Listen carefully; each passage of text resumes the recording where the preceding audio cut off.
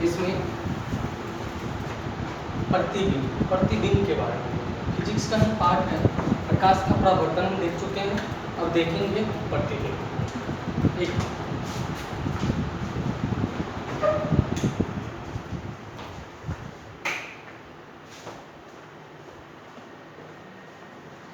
Sorry जाने के लिए देखिएगा, प्रतिबिंब से पहले हम जानते हैं छाया।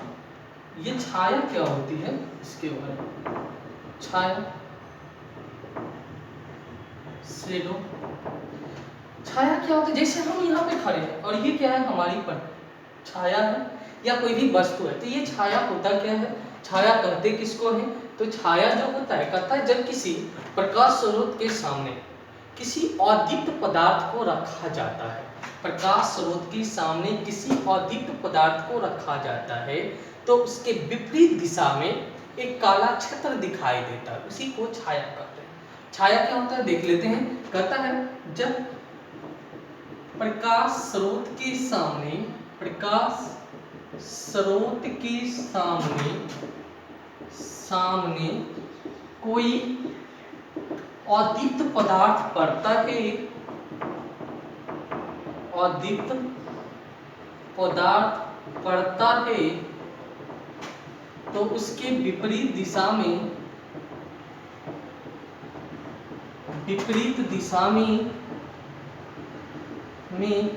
एक काला क्षेत्र दिखाई देता है या दिखाई पड़ता है, एक काला क्षेत्र दिखाई पड़ता है, उसे छाया कहते हैं, उसे छाया कहते हैं।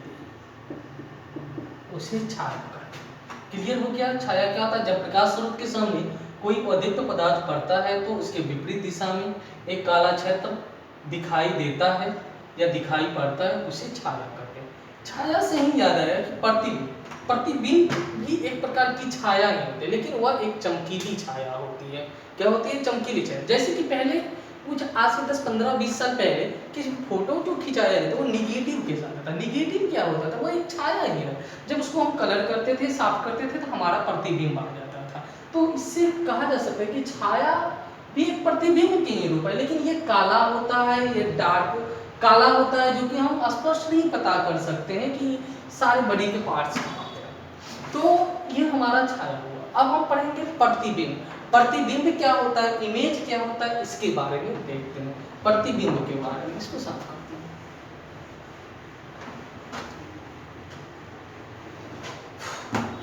प्रतिबिंब क्या होता है?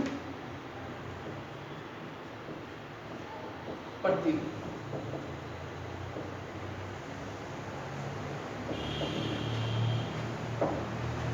प्रतिबिंब क्या होता है वह जान लीजिए। कहता है प्रतिबिंब एक प्रकार की चमकीली छाया होती है जो प्रकाश के परावर्तन अथवा अपवर्तन के फलस्वरूप वास्तविक या काल्पनिक कटान से बनता है, उसे हम प्रतिबिंब कहते हैं। प्रतिबिंब क्या होता है फिर से समझे।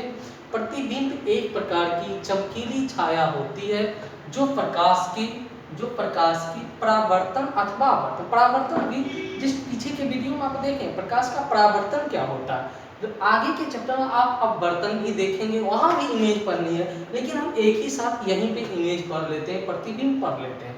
तो कहता है कि जब प्रतिबिंब एक प्रकार की चमकीली छाया होती है जो प्रकाश के परावर्तन अथवा अपवर्तन के फलस्वरूप वास्तविक या काल्पनिक कटान से बनता है, उसे हम प्रतिबिंब कहते हैं। तो नोट कर लेते हैं, प्रतिबिंब एक प्रकार की चमकीली छाया होती है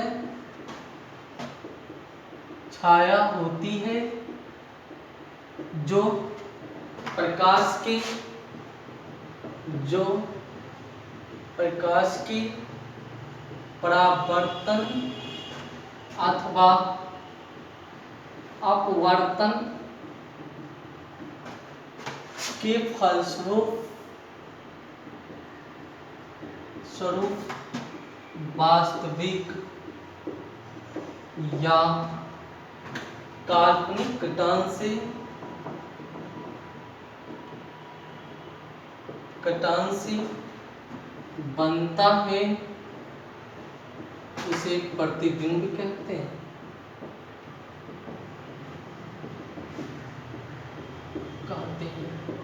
उसे प्रतिबिंब कहते हैं। ये प्रतिबिंब हो गया हमारा। प्रतिबिंब दो प्रकार के होते हैं। कितने प्रकार के होते हैं? दो प्रकार के। तो वो भी देख लेते हैं। प्रतिबिंब के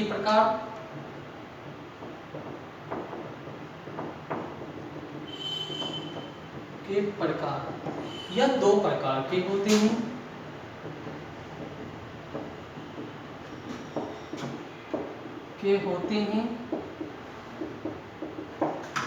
पहला है वास्तविक प्रतिबिंब,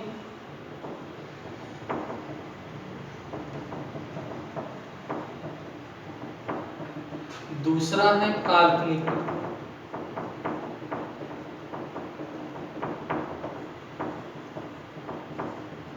वास्तविक प्रतिबिंब को हम रियल इमेज बोलते हैं और इसको हम काल्पनिक प्रतिबिंब को वर्चुअल इमेज अंग्रेजी में बोलते हैं। तो वास्तविक प्रतिबिंब क्या होता है? कहता है जब प्रकाश वह प्रतिबिंब जो प्रकाश के परावर्तन अथवा अपवर्तन के फलस्वरूप, जो प्रकाश के परावर्तन अथवा अपवर्तन के फलस्वरूप वास्तविक कटान से बनता है, उसे हम वास्तविक प्रतिबिंब कहते हैं। ये वास्तविक प्रतिबिंब हमेशा जो होता है वस्तु की अपेक्षा उल्टा होता है। जैसे ये वस्तु, तो इसका जो प्रतिबिंब बनेगा ये हमेशा इसका उल्टा बनेगा, अपोजिट बनेगा, उल्टा। जैसे इसका अगर हम सिर समझे और इसको सिर समझे तो इसका उल्टा बन जाएगा, इस तरह का प्रतिबिंब। तो वास्तविक प्रतिबिंब में हमेशा उल्टा प्रतिबिंब बनता है, वस्तु की अपेक्षा उल्टा। और इसको जो है हम किसी पर्दे पर प्राप्त कर सकते हैं, यानी कि वास्तविक प्रतिबिंब को पर्दे पर प्राप्त किया जा सकता है। अब आइए काल्पनिक प्रतिबिंब। काल्पनिक प्रतिबिंब क्या होता है?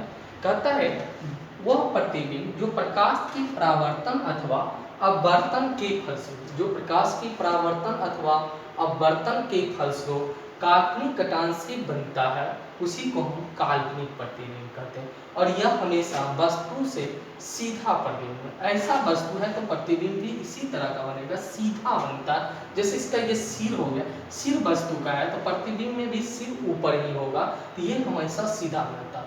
और इसका जो होता है, इस प्रतिबिंब को हम पर्दे पर प्राप्त नहीं कर सकते हैं। ये हमारा था। यहाँ से क्वेश्चन जो आती है, क्वेश्चन ये नहीं आती है कितने प्रकार की होती है इसकी परिभाषा, क्वेश्चन पूछती है वास्तविक प्रतिबिंब और काल्पनिक प्रतिबिंब में अंतर बताओ। तो हम उसको अंतर को देख लेते हैं। यहाँ से एक 2 मार्क्स का क्वेश्चन पूछा जा सकता है, पढ़ाया जाता ही है। तो हम देखेंगे हम वास्तविक प्रतिबिंब और काल्पनिक प्रतिबिंब में अंतर। वास्तविक प्रतिबिंब और काल्पनिक प्रतिबिंब में अंतर। एक तरफ वास्तविक प्रतिबिंब, दूसरी तरफ काल्पनिक प्रतिबिंब।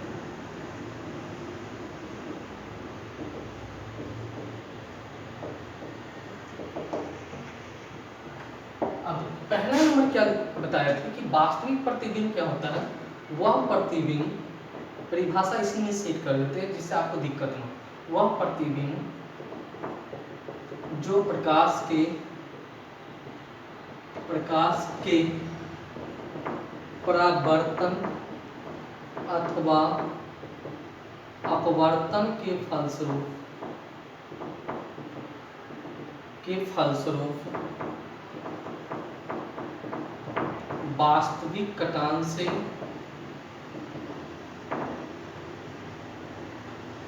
से बनता है, उसे वास्तविक प्रतिबिंब कहते हैं।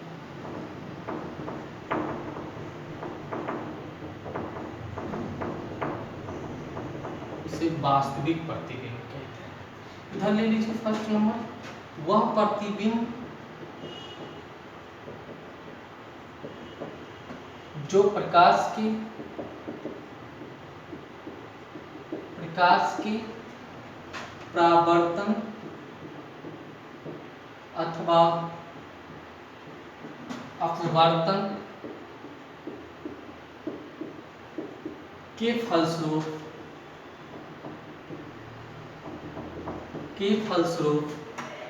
काल्पनिक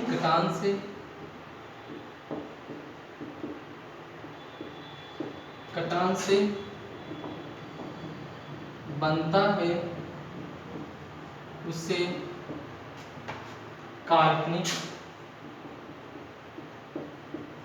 प्रतिबिंब कहते हैं।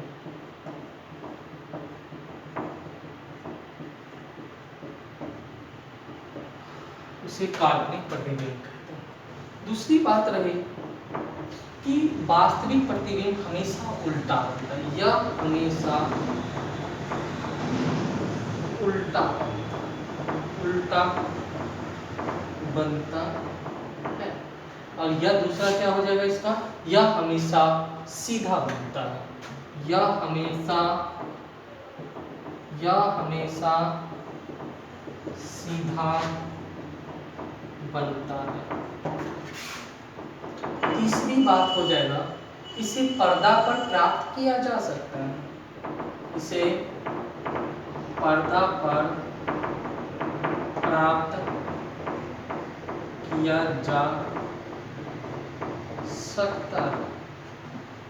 इधर हो जाएगा, इसे पर्दा पर प्राप्त नहीं किया जा सकता है।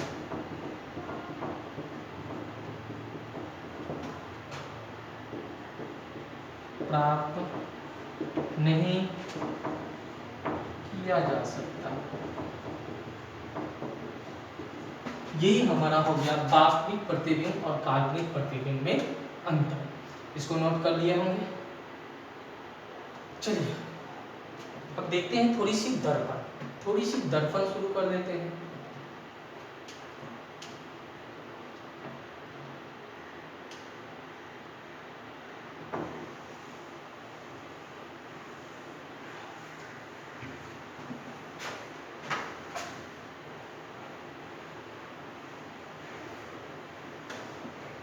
अब हम लोग देखते हैं दर्पण के बारे में। दर्पण क्या होता है? दर्पण को मिरर बोलते हैं। मिरर। दर्पण क्या होता है? दर्पण एक कांच का टुकड़ा होता है। दर्पण क्या होता है? एक कांच का टुकड़ा होता है जिसके बाहरी या भीतरी भाग को हम कलर मतलब होता है पेंट करना होता, कलर करके हम बना सकते हैं। तो कांच, जैसे कि आपके घर में भी दर्पण होते हैं, शीशा होते हैं, उसको आप एक फ्रेम में रहता, फ्रेम को हटाओ तो पीछे से देखोगे कि उसमें पेंट किया हुआ है, कलर किया, उसी को कलर बोलते हैं। अगर वो कलर ही नहीं होगा तो वह हमारा प्रतिबिंब नहीं दिखा सकता, क्योंकि वहाँ पर प्रकाश सीधे क्या होता है, गमन कर जाता, रिफ्लेक्शन नहीं हो पाता, परावर्तन अगर जब तक नहीं होगा तब तक हम उसमें देख नहीं सकते। तो इसलिए उसको पेंट किया जाता है कि ताकि क्या हो, वहाँ से प्रकाश क्या हो, रिटर्न आवे, तब हम अपनी चेहरा को उसमें देख पाते हैं। तो मिरर वही हो गया। मिरर क्या होता है? एक कांच का टुकड़ा होता है। क्या होता है? कांच का टुकड़ा होता है जिसके बाहरी या भीतरी भाग को कलई करके बनाया जाता है। दर्पण एक कांच का टुकड़ा होता है जिसके बाहरी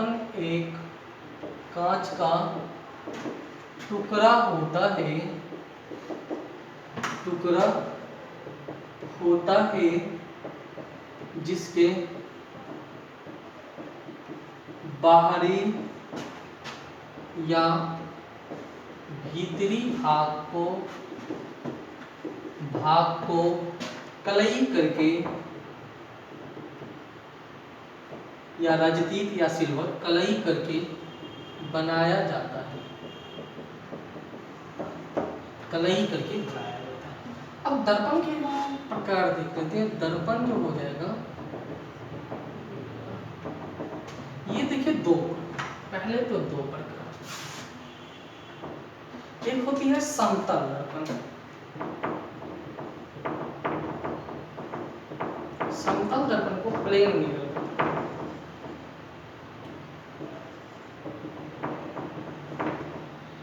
दूसरा होता है गोलीय दर्पण।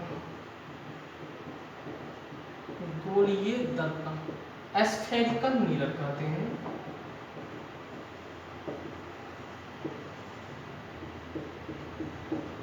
ये गोलीय दर्पण दो होते हैं।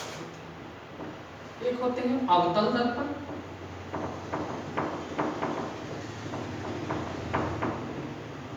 एक होते हैं उत्तल दर्पण।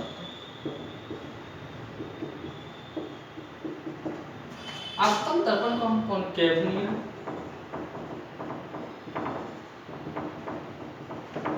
और उत्तल दर्पण को कॉन्वेक्स मिरर कहते हैं। समतल दर्पण का फिगर देखिए इस तरह के होते हैं, ये हो गए, और ये एक साइड से क्या होते हैं, कलर की होते हैं। ये हो गया हमारा समतल। एस्फेरिकल मिरर क्या होता है, ये गोलीय दर्पण एक गोलाकार रूप का होता है। या तो इसको बाहर से कलर कर दो, बाहर से कलर कर दो, या नहीं तो भीतर से कलर कर दो, भीतर से कलर कर दो, भीतर से कलर कर दो। जब बाहर से आप कलर करके बनाते हैं तो यही दर्पण हमारा अवतल दर्पण कहलाता है। क्या कहलाता है? अगर इसको हम यहाँ से कट कर दे, देखिए ये कट कर दिए तो ये हमारा अवतल हो जाएगा और ये उत्तल हो जाएगा। यानी कि अवतल दर्पण का शेप इस तरह का होता है। इसमें क्या होता है, बाहर से कलर होता है और भीतर जो होता है परावर्तक सतह। और कॉन्वेक्स में क्या होता है, भीतर से कलर होता है और बाहर का भाग क्या होता है, इसमें क्या हो जाएगा आपका, भीतर से कलर,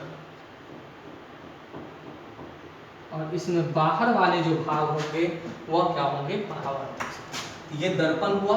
नेक्स्ट चैप्टर में हम पढ़ेंगे, यानी कि नेक्स्ट वीडियो में समतल दर्पण और गोलीय दर्पण के बारे में विस्तार से पढ़ेंगे। धन्यवाद।